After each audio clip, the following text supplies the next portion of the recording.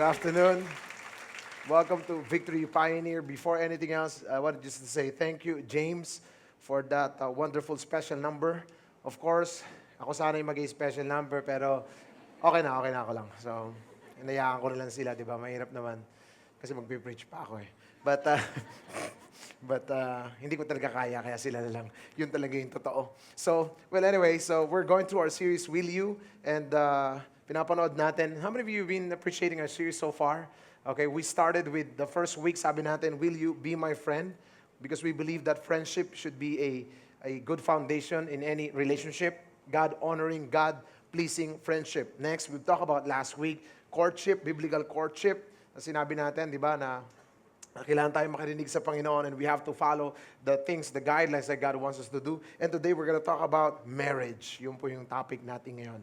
So, interestingly, dahil marami pong tanong, ano ba yung mangyari? So, dalawa to. If you're married today, we have something for you. But also, if you're single and you're looking forward of getting married someday, I believe we're going to look at the Word of God today and for us to be able to know biblical truths and principles for us to be able to help us make that decision. And for the married people, na mag-guard natin and also ma-value natin yung marriage natin. Okay ba yan? So I want everybody please to stand up in reverence to God's Word. And I want you to open your Bible to the book of Genesis. That will be Genesis chapter 2.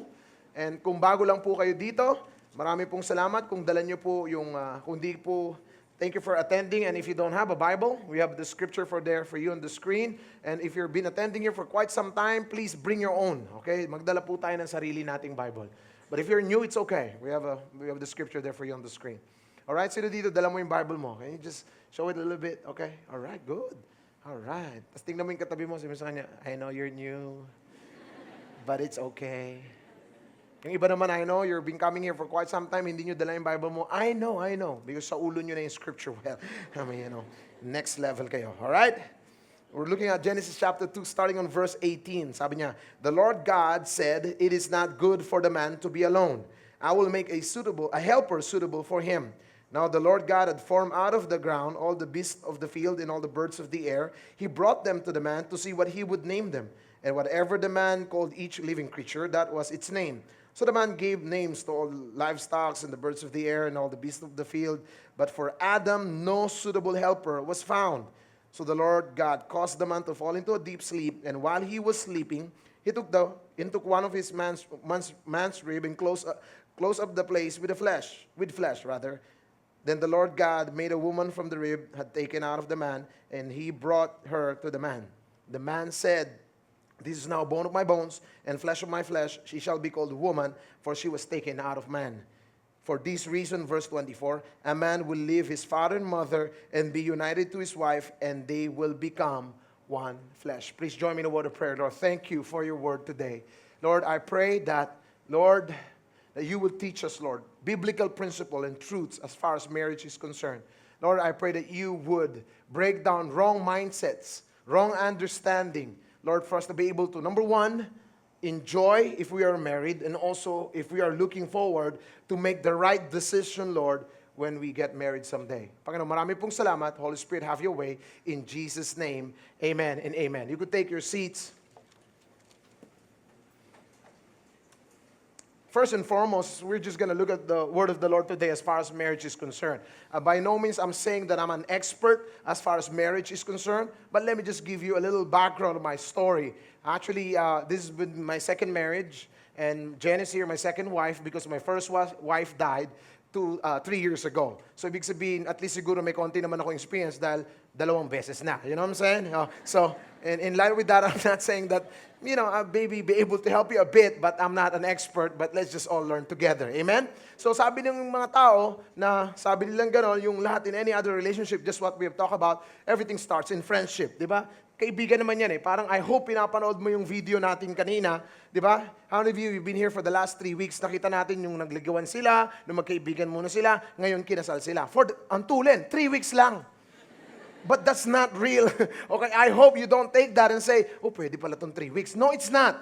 Okay? So, but what I'm saying is, it started in friendship, sabi nila, and then after that, that courtship thing, di ba? Yung pinapakiramdaman mo, siya na ba? Siya na nga? Siya na ba? Siya na nga? Tapos nagpipray ka, siya na ba? Siya na ba? Siya na ba? Siya nagpipray din, siya na nga, siya na nga, siya na nga. Tapos nagkita kayo, tayo na nga. Parang ganon. So, and then naging kayo na nga, and then after that, sabi nila, then you give them what? An engagement ring. And then after that, of course, you got married, and you gave what? A wedding ring. How many dito, couples do we have here? Okay, couples. Married men and women, anyone in the house, come on, taas ang kamay. Dapat proud ka, come on. I'm proud wearing my wedding ring, see? Come on. All right? And then after that, sabi niya, from the engagement ring to a wedding ring, tapos after down on, ang susunod, suffering. Okay? Kasi away-away na, ganun. So, hindi po yun yung plano ng Panginoon. While marriage is under attack today, but that's not the plan of God. I believe God wants us, we're going to look at the story of Adam and Eve. It's not just from that engagement ring and from that wedding ring and being together, and also, it's not just suffering, but fulfilling what God has called us to do. Because I believe God has a plan for each and every marriage. Amen po ba? So hindi po yun yung plan ng Panginoon. And sad to say today, because marriage is under attack. I just pulled out an article I was researching last night. There was an article made in the Inquirer last March 27, 2011. And here's what was written there. Sabi niya, there's a staggering number of annulment today. It's up 40% for the last 10 years. 10 years. So there's no divorce, but there's an annulment in the Philippines. And guess what? For the last decade, it's been up 40%. Ibig sabihin, here's the very scary statistics right now. There's about 22 cases of annulment being filed every day. 22 cases. So what happened there? And maybe you're sitting down here, hindi ka naman magpapakasal, or you're single, or you're married, hindi ka naman dumating doon sa punto na, hey, I'm getting married, but someday I'm gonna look at this guy and I don't want this relationship anymore. I mean, nobody plans for a marriage like that. Tama po ba? You're planning to stay together, to grow old together. Alam mo yun, yung matanda na kayo, tapos nakaupo kayo sa bench, tapos nandun kayo, nanonood kayo ng sunset, di ba? Tapos wala na kayong mga ngipin. Tapos yung, mahal mo, papaka ako. Tapos tatrayin ka, ano? Hindi na makarinig. Pakilakasama mo lang, hindi na gumagana. Okay. I think that's the dream for everyone, isn't it? I want to grow old with my wife. When all the kids will be gone someday, I'm not ready yet, I'm just saying someday. Okay. And that will be the time that we're going to be together. And tingin kayo dito, when we're going to be together, not just because of the kids. Di ba iba kasi ganun eh, kailangan tiisin na natin to para sa mga bata. No. We're going to grow old together because we love being together. And not only that there's a rampant annulment or divorce, whatever you want to call it, but also marriage is under attack today because of what? Of people calling for this, same-sex marriage. And people are calling for that. Sinasabi nila, bakit hindi kami pwedeng magpakasal? Bakit? Pareho lang naman kami nagmamahalan. Ang mahalaga naman kung lalaki, babae, as long as you love each other. So yun po ba yun? We're going to look at the Word of God today. Because if it is just about my opinion, you have a better opinion than I have. Tama po ba? But I think the best way to discuss this is looking at the Word of God and what is God's opinion about the subject matter. Amen? And then it's not mine, it's not yours, it's God's. All right? Let me just give you a background. Of course, Genesis 22, they call it the perfect chapter because sin is not yet entered and God created everything. Interesting. And because of that, pag binasa mo, makikita mo that everything that God created is good. Starting on Genesis chapter 1. If you have your Bible, pwede mo tignan, sayang naman, di ba? Baka maluma pag ginamit mo. So he started in chapter 1 verse 3. Sabi niya, let there be light. And God saw that the light was good. I like that. And then sabi niya sa verse 6, let there be an expanse between the waters and separate water from water. So God made the expanse and separated the water. It was so good. Okay, everything was good in everything that God created. Pag binasa mo over and over, everything is good, everything is good. And then after that, of course, He created man and woman. And sabi niya, it was very good. I like that. And then after that, on verse 18, sabi nga dito, everything changes. Sabi sa verse 18, chapter 2, okay, yun yung binasa natin, sabi niya, it is not good for the man to be alone. While everything was doing good, then suddenly sabi ni Lord, no, there's something that's not good. He saw Adam, nakita niya si Adam, sabi niya, he's alone. This is not good. Hence, we're gonna look at marriage today. You know, there's what you call, when you're studying the Bible, just like me, because this is my calling, you know, and we study a lot, and there's what you call the law of first mention in the Bible. What do you call that? The law of first mention. The law of first mention is this: if you wanted to study a particular subject and understand its context, its purpose, its meaning and its intention, you have to go back to the scripture where it was first mentioned.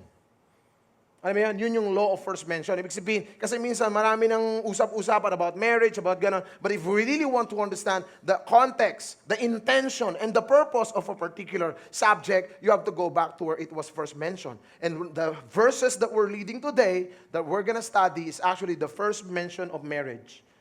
Actually, not a particular word of marriage, but you will see the principle of the marriage of Adam and Eve. So, para po maintindihan natin. Kasi kung hindi, it's about my opinion, your opinion. I think it's better to settle everything. Let's look at God's opinion because that's what yun naman po yung what matters more than anything else. Yung opinion ni Lord. Amen? So yun po yung titingnan natin. And that's what Genesis chapter 2 is all about. Okay? Starting on verse 18. So let me share to you today, if you're ready, 3 biblical truths about marriage. Ready? 3 biblical truths. So ito po yung katotohanan. Hindi na po natin kailangan tingnan kung sino may sabi, kung sinong may author nung kung ano-ano. Balikan natin. Dahil si God yung nagsabi, then malamang meron siyang ibig sabihin. Amen? Here's number 1 if you wanted to understand. Here's the first truth that you need to understand. Number 1 is this: marriage is God's idea. Marriage is God's idea from the very beginning. Because look at verse 18. Sabi niya, the Lord God said, it is not good for the man to be alone. And here's what he said, because he saw that. Sabi niya, I will make a helper suitable for him. So while Adam was doing his business, he was put in a garden to work. Everything was doing great. But sabi ni Lord, tinignan niya, it's not good. It's not good. I will make a helper suitable for him. Okay? Gusto ko pong linawin, hindi po katulong. Kasi iniisip mo kagad kung ikaw yung sabi ni God, helper. Pakilinis mo nga yung bahay, helper, suitable for me. Baka gamitin yung gano'n mapapahamak po kayo. Okay? So, ang ibig po sabihin nun, sa ibang translation, helpmate, ibig sabihin nun, someone that would complement you. Okay? So, anong ibig sabihin nun? That's why if you read the continuing verses for you to be able to understand, ito po yung nangyari. On verse 9, sabi gano'n, now the Lord had formed out of the ground all the beasts of the field and all the birds of the air. He brought them to the man to see what he would name them, and whatever the man called each living creature, that was its name. So imagine this, God made all the animals. And then God, balikan natin dun sa verse, God brought all the animals to what? To Adam. That's why on the verse 19, please. That's why on verse 19, you would say that he brought all the animals for Adam to name them. And while Adam was naming the animal. So, may dumating na animal ganon, tapos mahaba yung leeg, mahaba yung paa, parang medyo abstract yung skin. Ang tawag doon? Ang galing nyo, pambihira. Sabi ni Adam, giraffe. And it was called giraffe. So, may dumating na, na gorilla, yung ganon, yung mahaba yung, sabi ni gorilla. Tapos may dumating na isa, pig. Inisa-isa ni Adam. Grabe, nakakapagod yan. Mismo lahat ng creature, man. Come on now. Paano pag lumalangoy na siya, nasa dagat siya? Shark. Diba? I mean, I'm just thinking. Sorry nag-iisip lang ako. I mean, lahat paano? Pati yung lumilipad si Adam. Bird. And then yung isa siguro, habang nagkakaroon siya, may nakita siya sa niya, yak. Sabi niya gano'n, yak. Yun yung pangalan, yak. Di ba? Kaya akin lang naman yun. Hindi naman. So, and all of them were brought to Adam. And he named them one by one. And I like the verse 21. Sabi gano'n, so the Lord God, but verse 20 says, so the man gave names to all the livestock and the birds of the air and all the beasts but ito sabi niya, but for Adam, look at this, no suitable helper was found. So nung ninename ni Adam yung isa-isa, tinitingnan niya, sabi niya, what would complement me?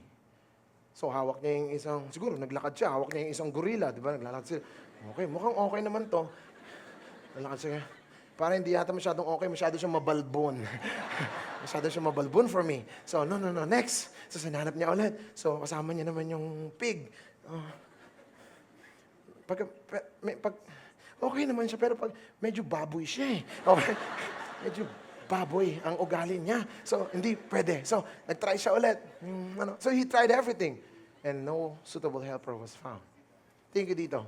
You know why? Because marriage is God's design. And here's what. If we're talking about God's design, number one, it should reflect the character, the purpose, and the intention of God in every marriage. And what's the character of God? When you talk about the character of God, one thing about the character of God is this. Everything that He created, sabi niya, it was good. If you're talking about marriage in this context, number one is this. It is good. Sabi ni Lord it's good. So kung single ka ngayon, you're looking at that someday, Lord, thank you, Lord, because that's good. Kung married ka naman, ito yung context, Lord, this is good. Pero ang tanong, if this is good, bakit kami nagpapatayan ng mister ko? Kasi may problema. Ito yun. Not only that it is good, number two is this, it should reflect the character of God. What's the character of God? Is a holy God. Ibig sabihin, sacred yung marriage. It has to reflect. So kung married ka ngayon, sacred yan kay God. And you have to treat it as is. Kung married ka ngayon, nandito ka, hindi mo tinitreat na sacred yung marriage mo, and something that is disposable, something na, hindi mo binavalue yung partner mo, there's something wrong with that. But because for God, that is sacred. That means that's important to Him. Because it is His idea. So kung ikaw ay single, you wanna get married someday, put this in your heart today. The decision that you're making today is something that would affect your life because God's idea, and there's going to be boundaries, and there's going to be design that you have to follow because that is sacred to the Lord. Ibig sabihin ng sacred or holy is set apart. Pag pinakasalan mo na yung isang tao, tulad ako, married na ako, I'm already set apart. I'm already set apart for my wife. Hindi na ako set apart. Tapos maghahanap ka ng iba. Lord, meron pa ba gan? Parang hindi yata will ni Lord to. Lord, hindi. Pag kinasal kayo, will na ni Lord yan. At tumahimik po, mga kaibigan, ngayong hapong ito. Okay? You've been set apart. You've made that decision. And not only that, it should reflect the what? The intention of the Lord. The intention and the design. And what is the design? Tingin kayo dito. Here's the design. God created, Genesis 1:27, sabi niya, God, so the Lord God, 1:27 please. Genesis 1:27. 1:27. So God created man in His own image. In the image of God, He created him. And look at this. Male and the original design was for a male and female to be together. That's the design. So, bakit hindi? Kasi dapat naman, kahit pareho kami, kahit man to man, as long as we're loving each other. Tingin kayo, wala sa design. Hindi mo pwedeng ipilit yung hindi dinesign ni Lord. Bakit? Guguluhin mo. Kaya magkakagulo yan. Bakit? Yung blessing ni Lord, wala dyan. Bakit? Wala yung fingerprint niya. Wala siyang design.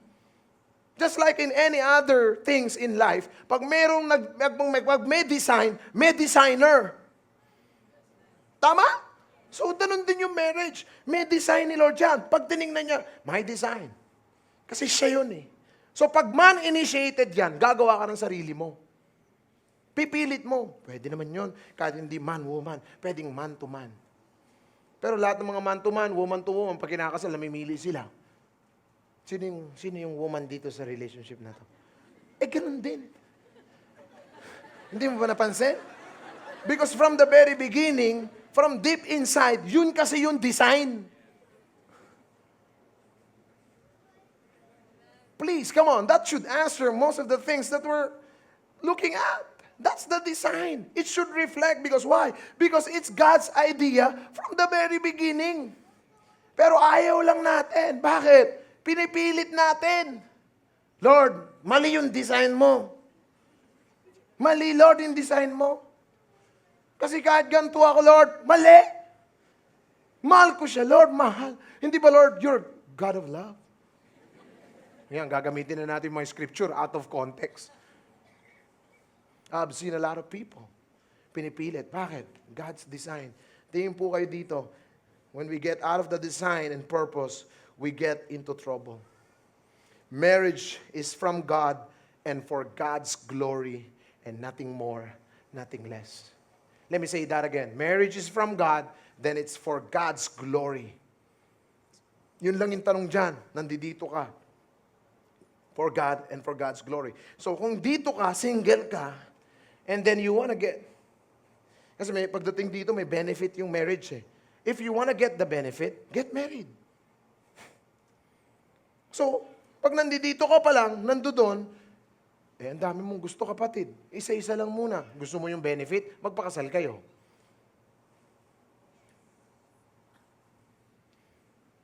So, pag tinignan nyo to, sabing ganon, no suitable helper. That's why, ano ba yung design? Ito laging ginagamit, no? Pag nagka-counseling kami, or may mga nakakausap ako na mga couple, laging ginagamit nung husband, sino dito? Married people. Taas ang kamay. Married people. Yan, taas. Huwag kayong mahihiya. Okay? Ito laging ginagamit. Wife, submit to the husband. Narinig niyo na yan? Yeah. Huwag niyong gamitin yan, mapapahamak kayo. Okay? But the premise there, if you read Ephesians chapter 5, is this. Okay? You want your wife to submit to you? Simple lang. Sabing ganun nung Bible, also, husband, love your wife as Christ loved the church. Paano ba minahal ni Lord yung church? He died for the church. Okay. Okay? So pag ginamit mo yon sa wife mo, submit to me. Ito yung sinasabi mo sa kanya, I'm willing to die.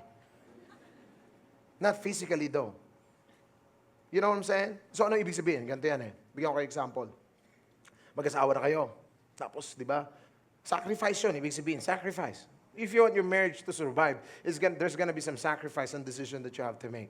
Tapos natutulog kayo, di ba? Gabi na, 2 a.m., nauuhaw yung misis mo. Han, kuha ka ng tubig, nauuhaw ako. Ha? Nauuhaw ka? Lunukin mo na lang yung laway mo. Mapupuno din yan. Di ba? Eh, hindi ka naman, ikaw yung lalaki, hindi ka naman sanay bumaba pag gabi, nauuhaw ka. Di ba? Sino dito? May mga ganon iba. Pero yung iba, ako hindi ako sanay. So pag nauuhaw ako, tinutulog ko na lang. Makakatulog din ako. Bukas, okay na rin yan. So, nunukin mo na lang yung laway mo. Sasabihin ng misis mo, yak! Ano hindi kong gagawin yun? Kadiri kaya yun? Eto na yung tanong. So, yun yung sacrifice. Are you willing to die? Tatayo ka doon. Bababa ka. Tapos iniisip mo na, pambihira naman itong tubig na to.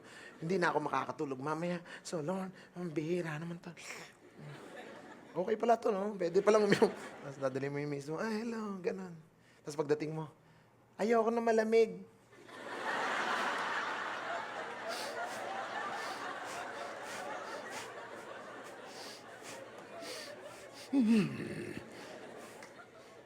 Painitin mo na lang sa kamay mo.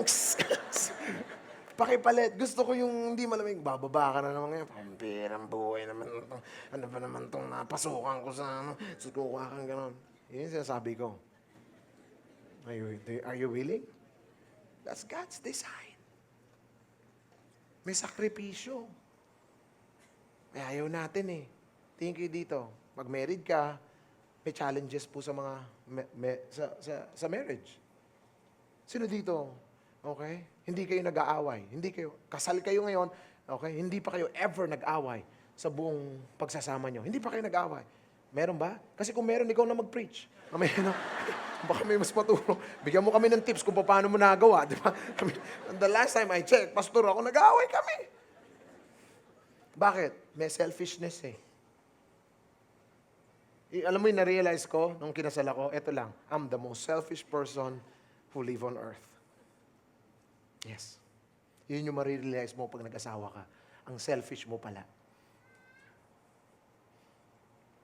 Amen? Yung iba, hindi kayo naniniwala. Hindi pa hindi ako selfish. Tingnan natin. Sabihin mo sa akin yan, ha? Pag pumunta ka sa office ko. Number 2, not only marriage is God's idea. Number 2 is this, marriage is orchestrated by God. I love this.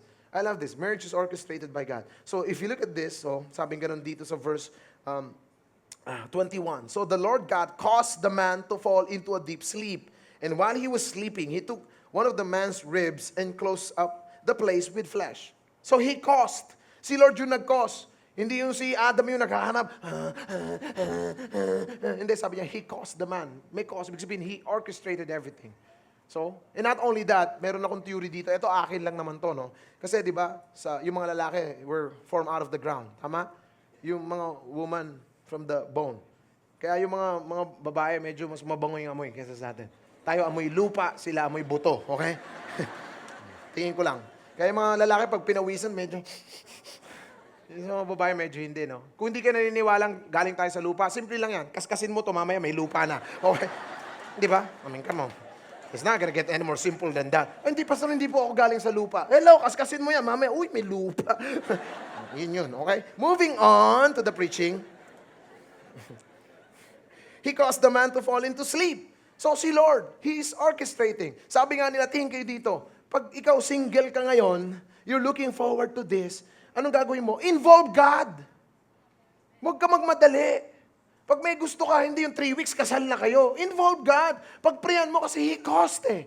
Kung ikaw yung babae, tingnan mo dito, while he was sleeping, he took one of the man's ribs and closed up with the flesh. Look at the next verse. Sabi nga, then the Lord God made a woman from the rib he had taken out of the man, and He brought her to the man. Look at that. There was God orchestrating everything. Pinatulog si Adam, kinuha yung rib. Not only that, dinala ni Lord si Eve kay Adam. Merong orchestration si God yan. Kasi si Lord yung author eh. Hindi ba nakikita mo kung gaano siya katindi ng miracle? Out of the billion of people in the world, kayo yung nagkatuluyan? Isn't that God? Di ba? Hindi naman yung naglalakad ka lang, sino kaya dito? Tapos nagpipray ka, Lord, sino ba mga pangasawa ko? Tapos nagpray ka, Lord, sana kung sino yung pagdilat ko, Lord, kung sino yung nakapula, Lord, yun yung papakasalan ko. Come on! Pagdilat mo si Jollibee nandun. Paano yun? I mean, so, pupunta ka sa altar, kasama mo si Jollibee. Patay ka. Di ba? So, you should seek the Lord. Kung single ka, take time. Huwag ka magmadali. Pag-pray ka, involve mo si Lord. Lord, eto ba yun, God? O baka ako lang. Kung married ka naman, tinitingnan mo yung marriage mo ngayon, parang, Lord, it's not working. Then let God orchestrate. Lord, what's wrong? Help us. You know what you should do? Get mentors in your marriage. Ask help. Let God orchestrate. Kasi ito yung problema sa marriage eh. Tinatago natin. Naayaw natin makita ng mga tao may problema yung marriage natin. Tingin kayo, lahat po meron. Ang tanong lang, will you want to work with it? If it was all about finger pointing, kasi yung mister ko ganto, kasi yung missus ko ganto, eto kasi ganto si ganto. Lahat din naman tayo, tumingin ka sa salamin. Marami ka rin ipo-point sa sarili mo. But ang tanong is, if it is God's design, if it is God's idea, I think it's better when we ask God, Lord, what's wrong? Because you know the manual, it was your design from the very first place. Then you have something to say, God. But so seldom that we invite God. Kasi bakit minsan? Because of pride. Sometimes because of shame. Naman, shame. Nahihiya kayo. Kung magpapatayan na kayo, mahihiya pa ba kayo?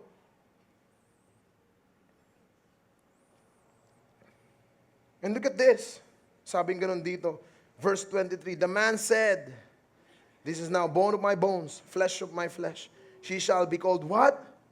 Woman, for she was taken out of the man. Ito yung sarili kong interpretation dito. Sarili lang po. My own. So pag gising ni Adam, kaya woman yung pangalan. Pag gising ni Adam, nakita niya si Eve. Sabi niya, whoa, man! Yo, man! Yo! Kaya woman. Moving on. And here's the last one. And let me just share this to you, okay, before the third one. Proverbs 18:22, sabi niya, he who finds a wife finds what is good and receives favor from the Lord. I like that verse.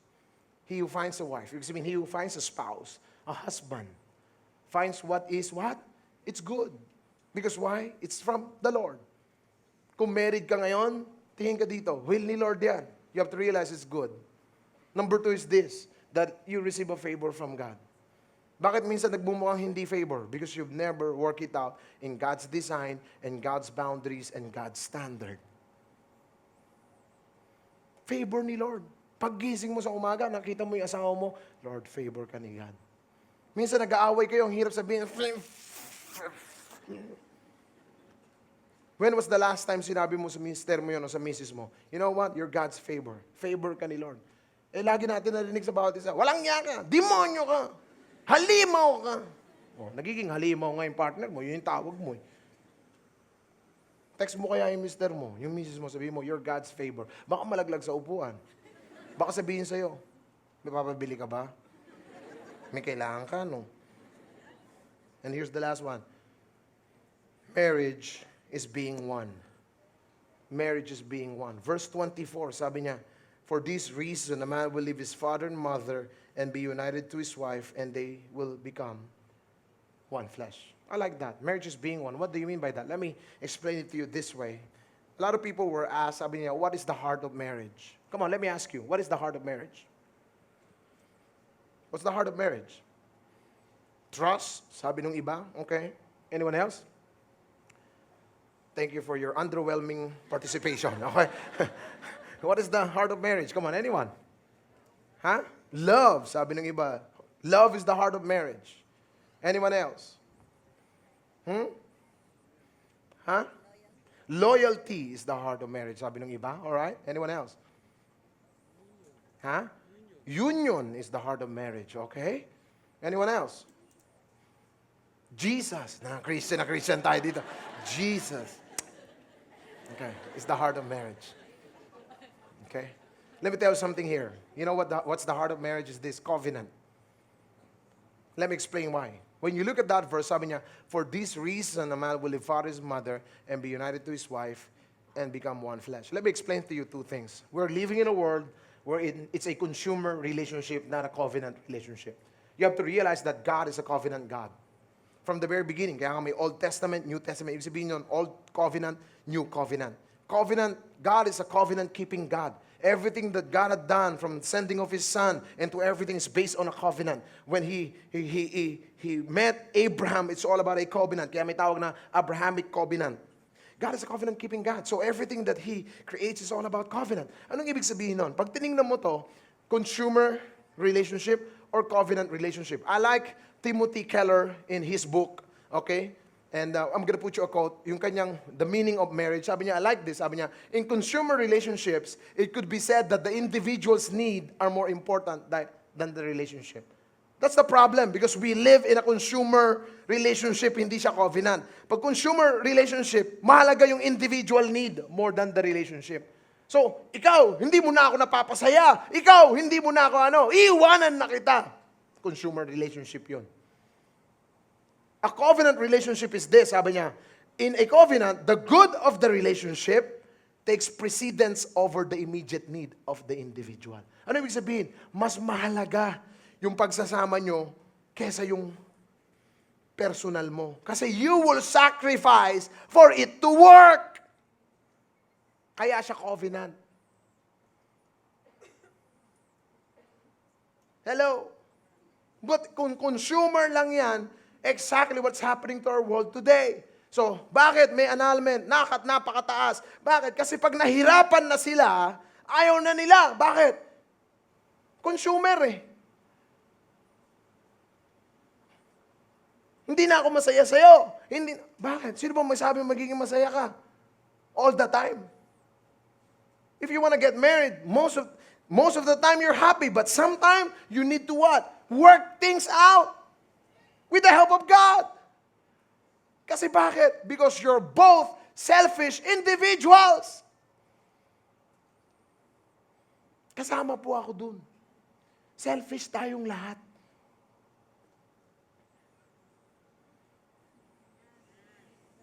Ang hirap tanggapin, no? Ang hirap lunukin. Selfish pala ako. Eh kung hindi ka selfish, ba't kayo nag-aaway? So now, kung covenant yon, you look at that. Na-hurt ako ng misis ko because this relationship is more important. Covenant nga eh. Relationship takes precedent because this is important. Guess what? I'm willing to forgive because this is important to me. Hello? Pero most of the time it's this. Hindi akong papatawad. Bahala ka sa buhay mo. Sinaktan mo ko. Sinaktan mo ang puso ko. Nilagyan mo ng Ajinomoto or something like that. So, narinig akong kanta parang ganun. And if you look at the verse, here's the covenant para maintindihan nyo. Okay? Verse 24. Can you put that on the screen? So, for this reason, a man will leave his father and mother. Ibig sabihin, eto yon. Nay, mahal kita. Dad, mahal kita. But I have to leave because there's a new covenant that God is giving me. I have to go to my spouse and keep this covenant. Yun. Kaya kung gusto mo mag-asawa, tingin dito, kung may asawa ka na, nakatira ka pa sa nanay mo, umalis ka doon. Hindi yun yung design ni Lord. A man will leave his father and mother, I love you, Nay, I love you, Tay, and be united to his wife. Anong ibig sabihin? Sa covenant, may decision yan. You have to make a decision to live and hold on. Because pag hindi mo ginawa yun, maapektuhan yung marriage mo. Most of the in-laws fight is because you're living in your in-laws house. And mahirap to sa Pilipino. Kasi bakit? Close family, ties eh. Ayaw natin, dito ka na lang anak, wala namang gagamit ng kwarto, tsaka makakatipid ka. Kung bagong kasal ka, isip mo, minus rent, minus food, minus helpers, wala akong gagawin. Jackpot. So, titira ka doon. Ang problema, yung principle. Because you need a moment, kaya sa may decision, kaya sa covenant, you need a moment to be together to make it work. Hindi po kasi pwedeng sinama mo yung tatay at nanay mo. Sabi mo sa kanila, Nay, Tay, let's make it work. Hindi ganon, basahin mo. Mga magulang ko, nandito po kayo. Kung iyong anak ay may asawa na, malalaki na po sila, huwag mong patirahin sa bahay nyo. Yes, paalisin nyo. Yes. Paalisin nyo. Sabihin mo, anak, mahal kita. Anak, pero you have to go. You made that decision. You have to make that relationship work. We will be here for you. We will stand here with you. But you're not living in the house. Ang hirap lunukin, no? Yan. Kaya kung single ka, pag-isipin mo yon. Yun ba yung mo? Kaya huwag kang gagawa-gawa ng desisyon. Isipin mo yun yung isang parte ng decision mo. You're gonna leave your mother and father and be united to your wife or spouse. Kaya yung ibang problema ngayon, doon ka nakatira. Ito yung sinasabi ng iba, Pastor, wala naman ng tao sa bahay namin, so kaya doon na po kami titira sa bahay namin. Sabi ko sa kanila, wala nang tao sa bahay nyo. Nandun doon nanay, tatay mo? Opo. So, walang tao sa inyo, pero nandun doon yung nanay and tatay. So, sila? Mga mumu. I mean, tao pa rin yun. Kahit gaano kalaki yung bahay nyo, nandun pa rin sila. Imagine mo yun, bagong kasal kayo, tapos sabi ng wife mo, hindi nyo bahay yun. Bahay ng nanay mo o tatay mo. Han, pwede bang palitan natin lahat ng mga kurtina? Magagawa mo yun? Hindi mo bahay. The next day, pag pinalitan mo yun, mag-aaway kayo. Nakita nyo? So, paano ngayon magiging wife yung wife mo? Tsaka ikaw, paano ka magiging husband? Lahat libre. Anak, bili tayo ng Ay, meron na. Ay, bilhin tayo. Wala ka na. Doon ka na lang. Hila-hilata ka sa bahay niya. Libre na lahat. Magiging tamad ka.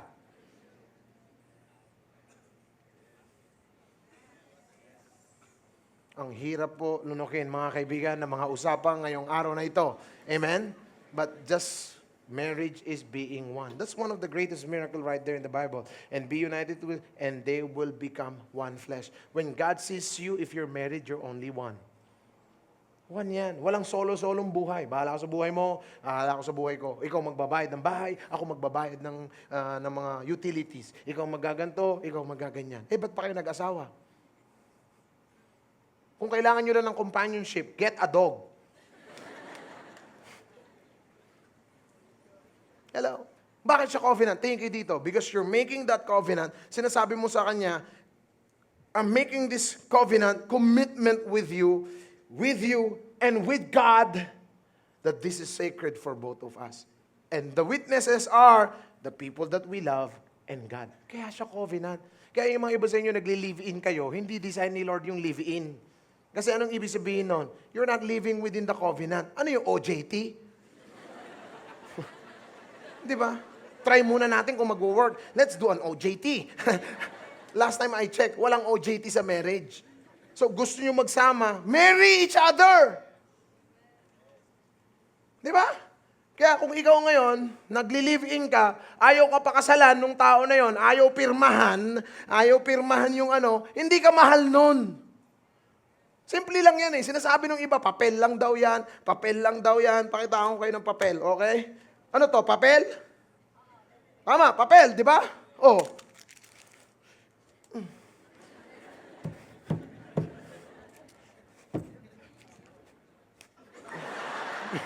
Papel lang eh. Okay? Oh. Okay, sino may gusto? Oh, ba't gusto nyo? Papel lang eh. Oh.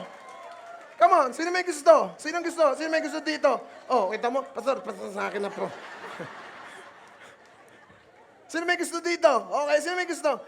Ako pastor. Sagot yan sa magpipray ako ngayon eh. Pero papel lang to eh. Papel lang. Papel. Bakit nyo gusto yung papel? Yun yung word. May value. So pag kinasal ka, pag pinirmahan mo yun, ibig sabihin doon sa partner mo, I value you and I value this relationship. That's why I'm writing my name. Yun. Kaya kung nagli-live-in kayo, sabi mo sa kanya, pakasal na tayo. Sabi niya, papel lang yan. Sinasabi niya sa'yo, hindi ka valuable.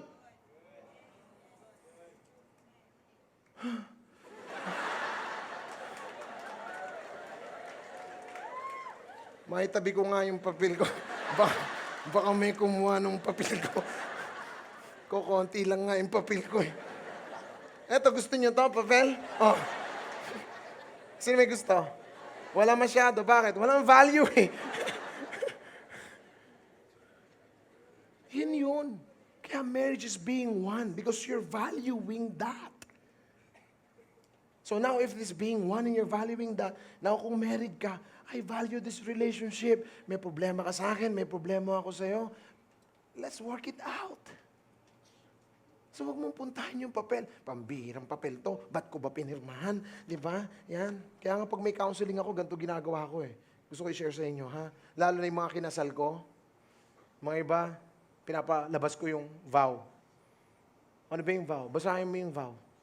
Pag kinakasal kasi, ang dami sinasabi, I love you, I will cherish you, I will... Eto na, nag-aaway na. Sinabi ko ba yan? Malamang, may video. Gusto mo panoorin yung video? Nag-iiyak ka pa nga. Because yung vow, merong outworking yan pagkasal na kayo. Hello? Kaya nga nung kinasal ako, yung vow ng misis ko, nga baba eh.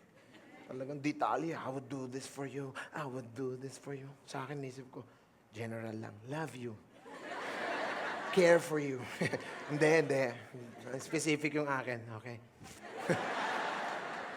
Siyempre, valuable eh. Kaya naman. Hindi lang po siya papel. Bakit? It's you being one. And it's the greatest miracle because God brings you together as one. Brings you together as one. Let me close with this, Ephesians chapter 5. And I have to end because my staff are looking at me, you're overtime, sabi nila. Sabi niya, be very, very careful then how you live. Not as what? Unwise, but as wise. Huwag tayo magpaloko. Titingnan mo yung mundo, sinasabihan ka, yan yung gawin mo, hindi mag-workout, tapon mo na lang yung marriage mo. Pwede. Sabi niya, not as unwise, but wise. But also, verse 16 says, making the most every opportunity because the days are, people will get creative more and more with marriage just to satisfy their flesh. Because you know why? Because the days are evil. And verse 17, Therefore, do not be foolish, but understand what the Lord's will is. I like that. Pag nandito ka, Lord, ano ba yung will mo? If I'm gonna go to that direction, eto naman, Lord, what's your will for this marriage? God brought you together. Definitely may plano si Lord. Hindi aksidente yan. May plano si Lord sa inyo. Understand that. Amen? I want everybody to stand up and let's pray.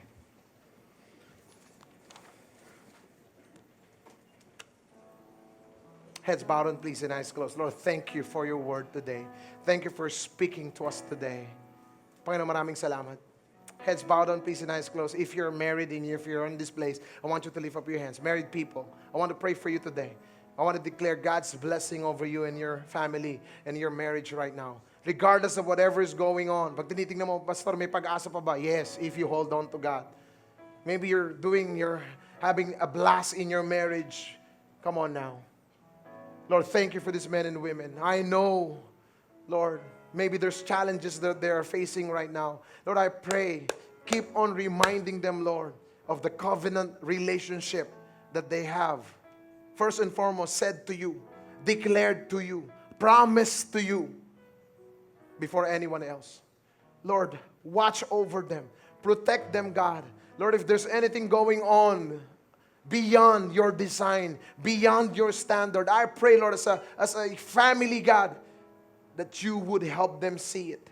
Lord, that there will be forgiveness, that there will be, Lord, healing, and also that there will be repentance for some, for allowing some stuff in their marriage to come in that is not from you.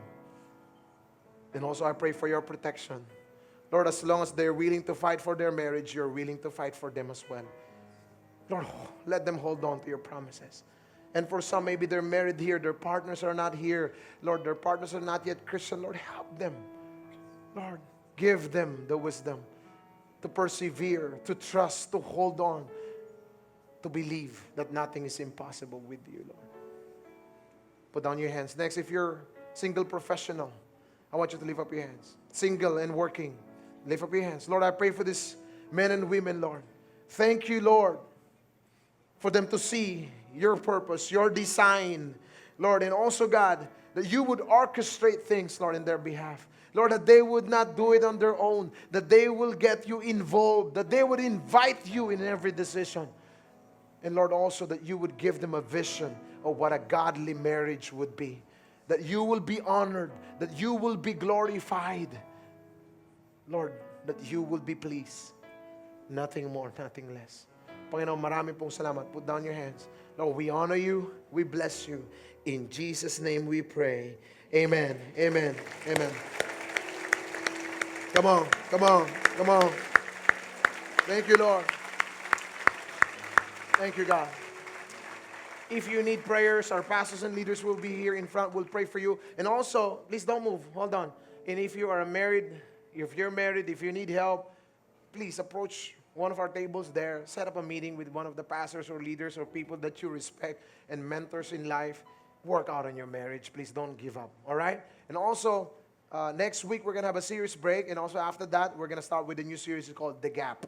All right? So we're going to explain that to you next week. Marami pong salamat. God bless you. See you next week.